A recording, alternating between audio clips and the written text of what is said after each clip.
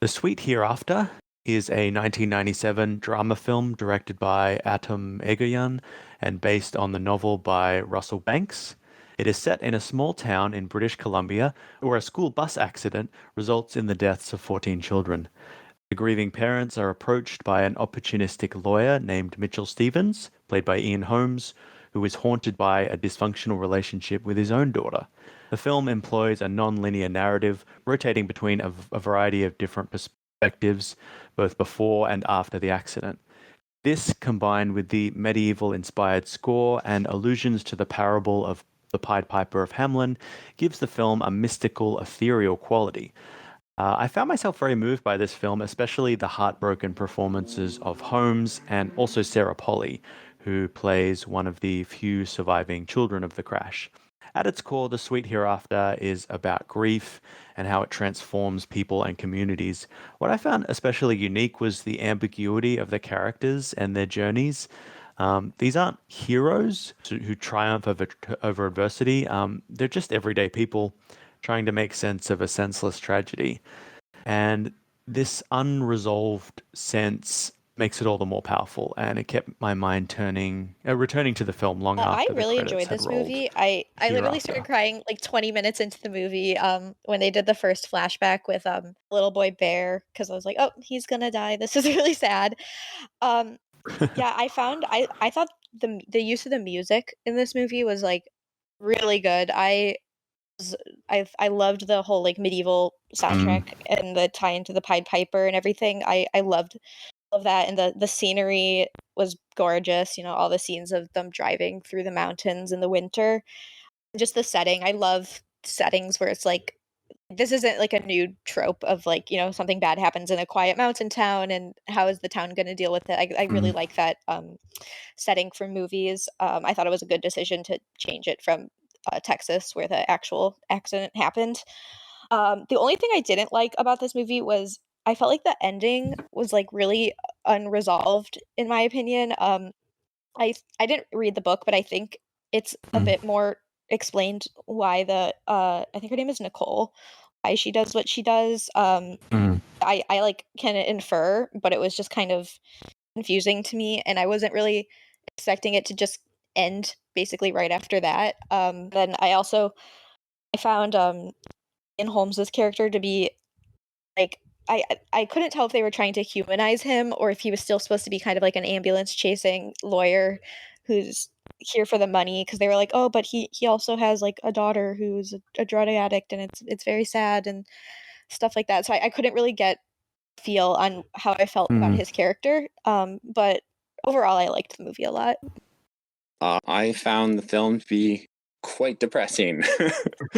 It was really good, but it was really sad. And it was there was a big bus crash in, I think it was 2018. It was in Humboldt, or it had the Humboldt. It's a Saskatchewan city, I believe. They had a hockey team where Mm. the hockey team bus crashed, and there was a high casualty rate. And Oh. it was like, this was recent, and then the movie was like in '97, but it was eerily similar. But it was I was like watching it, and I was thinking of that the whole time, and it was just making me sad again. Mm. Um, but I really enjoyed the actor, Bruce Greenwood, who, I guess I see him a lot now. He's the guy who played Billy, Mhm. who is trying to convince the lawyer and the families not to go with the lawyer. Mm. And he was, I first remember seeing him in Star Trek, and now I see him all over the place, and it makes me happy every time I see him. Mm. So I really enjoyed that. And then when I was watching it, I did think like that lawyer, while they tried to humanize him and he was just kind of an ambulance chaser. And when I Mm. was thinking of like how that would be accepted by like these small town Canadians, I've realized like people would really react like Billy did. Like they would not like it. They would be offended by it. They would be. I didn't think people would like want to sign on to that thing, because like people in rural communities, they don't really like when city people come in and they try to change things or try to do things in like the way that bigger cities do things. Mm. So I felt like Billy's reaction to the lawyer was very authentic, and I did enjoy that interplay between those two characters.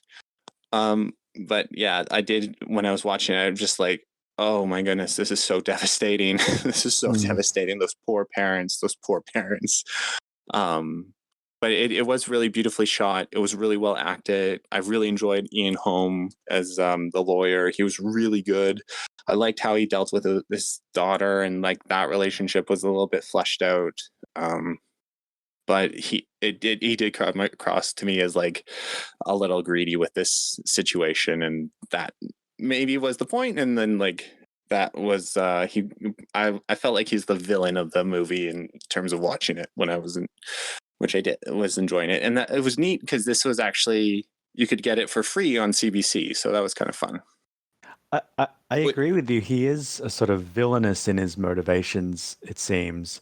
But what impressed me was I was still sort of sympathetic to him in a way. Like, one, he is very convincing as a lawyer, like he's good at his job.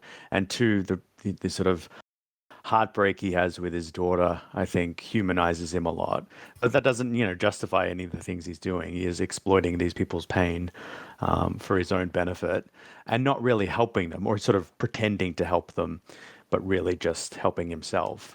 But I think it does make sense.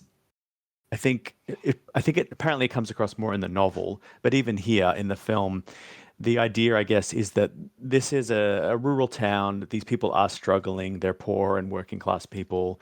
You see the some of them, drive buses. Some of them sell artwork, but there's not necessarily a lot of economic opportunities. It's a harsh area to live in. So, no one's doing particularly well before the accident. And now that this has happened, this is a way to get money to survive. If some of them have other kids that they need to provide for. So they see this as a way to do that. Not necessarily moral or ethical, but that is sometimes survival isn't always moral and ethical. But I also think the bigger theme that resonates through all the characters is this idea of how do you deal with tragedy? How do you deal with trauma? And some people avoid it, and some people try and cast blame. So the idea that all of these children have been killed for just no reason at all, that's intolerable. There has to be someone to blame. There has to be a reason. There has to be a place to put all of these horrible emotions, a place to, as Mitchell says, let me direct your rage. So I think that explains a bit why so many of the townsfolk agree to this lawsuit. They want someone to blame. They want to make sense of the senseless. They don't want to deal with it head on, I think, which is very understandable. Yeah. And even Mitchell himself cannot really deal with the fact that his daughter is a drug addict, that he has such a dysfunctional relationship with her. When she calls him, he says, I don't know who I'm speaking to right now.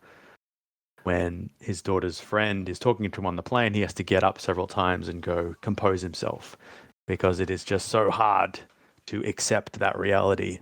Yeah. And it's like he's pushing beyond, like he wants the people to as well, because like he's looking for something else. But like, he was like talking about how he like, because his daughter is now, paralyzed and they have to make all these adjustments. That is very, very expensive. And, like when these kinds of incidents happen and people are, the people who survive them are, left in certain conditions that just like change your entire way of life. Like you do need these ambulance chasers to help you get the money to, deal with that. Like the one mom was saying, she wants someone to go to jail, and like he was saying, oh, like that's probably not going to happen. And I was just also thinking about how, I mean, I don't know how it works in Canada, but in the US legal system, if you are suing someone and it's a criminal case, like you have to sue them before you can actually criminally charge them, because otherwise you won't get any money because they'll be in jail. And so like obviously like in this kind of situation, it would be unlikely that they could actually find anyone criminal, but like that was also something that was like, if you don't understand how the legal system works too, it also comes off very greedy, because it is like, it's just like an unjust system that you have to kind of finagle. But I do think that like I don't think he was like a bad guy. I just don't think he was a good guy either. I also was confused because I thought did he go to the town and find them and then was like, "Hey, I can do this case," or did someone call him to be like, "Hey, we need, I Mm. want to sue." Like I was a bit confused about that. Because I was reading about the incident that this is based off I of, and thought he like went there. and That's what, that happened in like, Texas in the because 80s, he and like he apparently approached them what in happened the there was like hotel right at the it made beginning. I national feel news or like. whatever, and a bunch of lawyers came to the town and were like, "Hey, like we can help get you money," and that it was like like real ambulance chasing, like we heard about an accident, hire us and that kind of thing. So that also just makes it a lot more scummy. Mm. Mm. Yeah, one thing that I wish there had been more of is like showing the community itself. It feels like all of the scenes are very intimate between one or two people.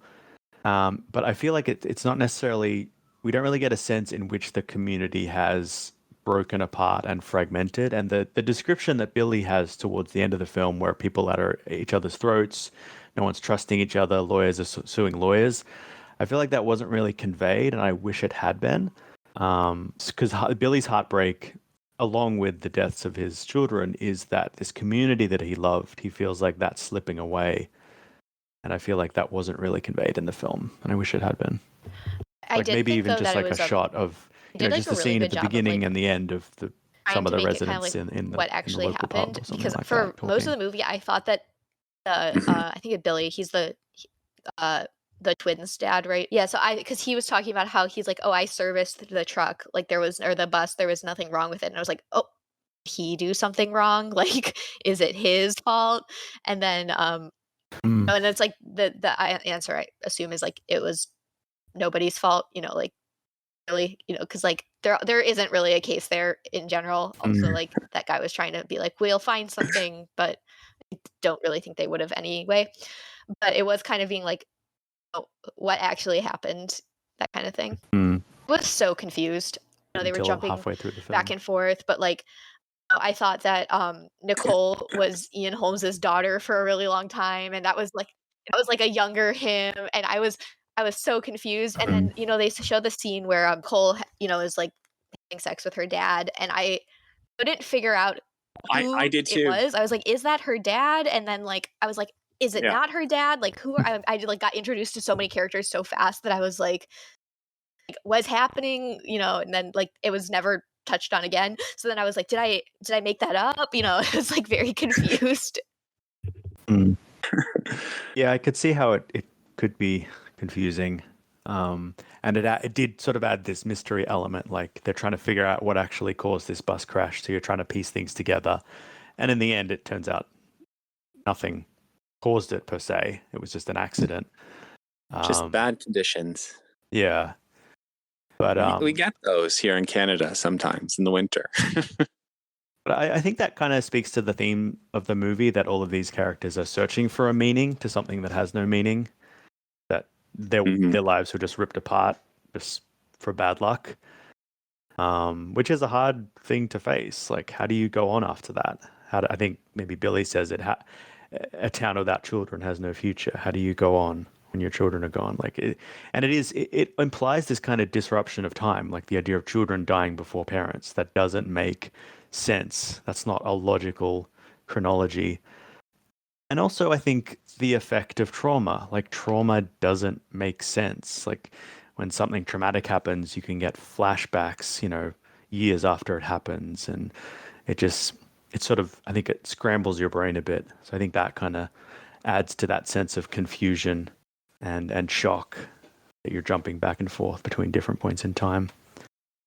And that the film ends, I think it ends after Nicole has finished telling that Pied Piper story, and she goes out and looks, and the headlights of Billy's car sort of go in through the window. So it's a sort of very enigmatic ending and a very enigmatic structure. But I do want to talk a bit about Nicole, and in particular her So decision I at think the she did end it of the because she film. overheard What did you think? Billy's conversation with her Why do you dad, think she and did like that and I didn't read the for the book, bus but I crash? was looking this up. I think it's hinted in the book based off of the Wikipedia entry that I read that it was because of her like sexual abuse she was having with her dad. Someone can correct me on that if they Mm. read the book, but I think that probably also played some role into it. But I think we're supposed to understand that it was because of Billy, but also Mm. probably something to do with her dad, because like why else would they include that in the movie? But it felt kind of a loose thread in the movie. Mm.